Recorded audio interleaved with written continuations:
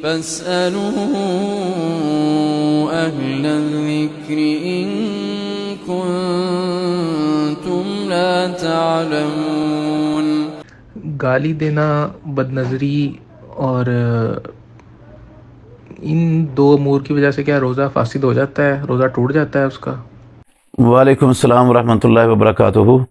گالی دینے سے، بد نظری سے، یا کوئی بھی گناہ والا، نافرمانی والا کام کرنے سے، جھوٹ بولنے سے، غیبت کرنے سے، چغلی کرنے سے، خیانت کرنے سے، یہ گناہ کے کام ضرور ہیں اور سنگین گناہ ہیں، مگر ان سے روزہ ٹوٹتا نہیں ہے۔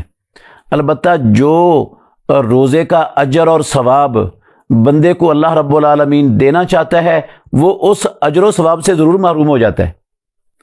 تو ہم یہ نہیں کہہ سکتے کہ اس بندے نے بد نظری کی ہے، یا اس نے موسیقی چلائی ہے، یا اس نے فلاں جو ہے نا گناہ کا کام کیا ہے، جھوٹ بولا ہے، غیبت کی ہے، چغلی کی ہے، لہذا اس کا روزہ ٹوٹ گیا ہے، اب اس کو قضائی دینی پڑے گی۔ ایسا مسئلہ نہیں ہے اسلام میں۔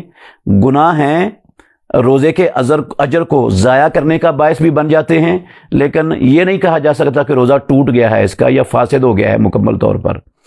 وہ صرف 3 چیزوں سے روزہ ٹوٹتا ہے، ایک کھانے سے، دوسرا پینے والی کسی چیز کے استعمال سے، اور تیسرا جو ہے نا وہ ازدواجی تعلقات قائم کرنے سے، یا جو بھی کھانے پینے کے معنی کے اندر چیزیں آتی ہیں وہ صرف روزے کو توڑتی ہیں۔